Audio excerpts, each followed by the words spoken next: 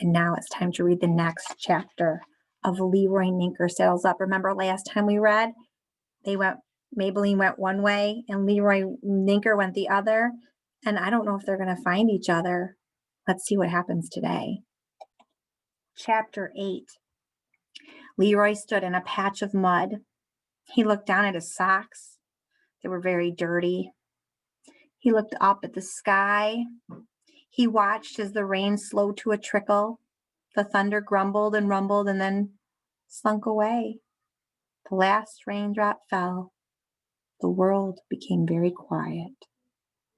The sky was gray, but at the horizon there was the slightest hint of pink. Dawn is coming, said Leroy Ninker. That's the beginning of a new day, isn't it? And I do not have a hat or boots or a lasso or a horse. I don't even have an umbrella. I have nothing at all. Leroy watched the sun slowly rise. The orange ball of it glowed brighter and brighter. He shook his head sadly. He looked at his muddy socks again, and then, in the pink and hopeful light of dawn, Leroy noticed something in the dirt. He bent down and traced the shape that was imprinted in the mud. His heart thumped inside of him. Can you think of what it is? Oh, yippee-yi-yo, whispered Leroy Ninker to the hoof print. He looked past the first hoof print and then he saw there was a second one and then a third.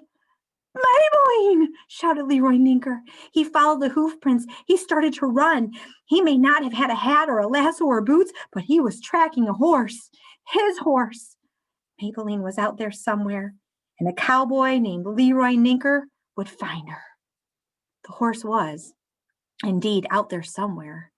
To be specific, she was 3 streets over. The horse was on Decawoo Drive. She was standing at the window of a house. She was watching a family sitting down to breakfast. Wonderful, wonderful smells were coming from inside the house, and the family looked happy sitting together around the table. Maybelline put her nose very close to the window. She watched the family. She admired the food. And when she could not bear it any longer, she raised her head and called out. She whinnied long and loud.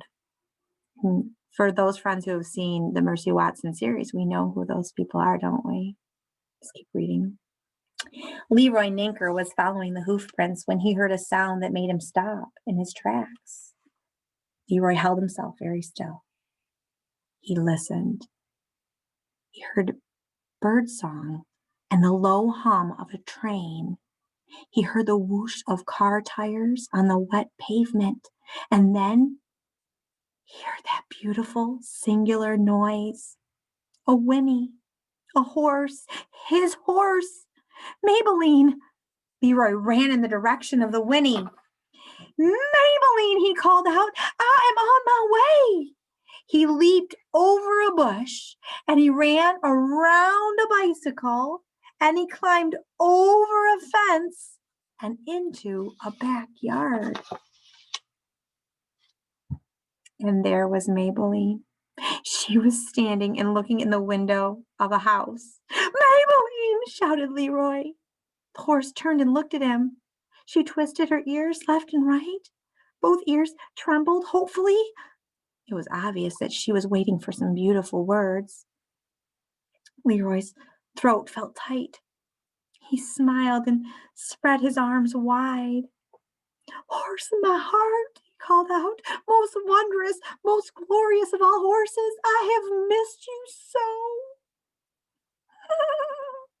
Maybelline nickered, and she came trotting toward him. Leroy put his arms around her. He closed his eyes and leaned his head against her neck. He had done it. He had taken hold of fate with both hands and wrestled it to the ground. And he had done it without a lasso, without boots, without a hat. Oh, Maybelline, said Leroy Ninker, I have so many words I want to say to you. Leroy's eyes were still closed when he heard a voice say, Mister, is that your horse? Huh. Who do you think might be asking if that's his horse? I don't know. We'll read more tomorrow, and we'll also finish the book.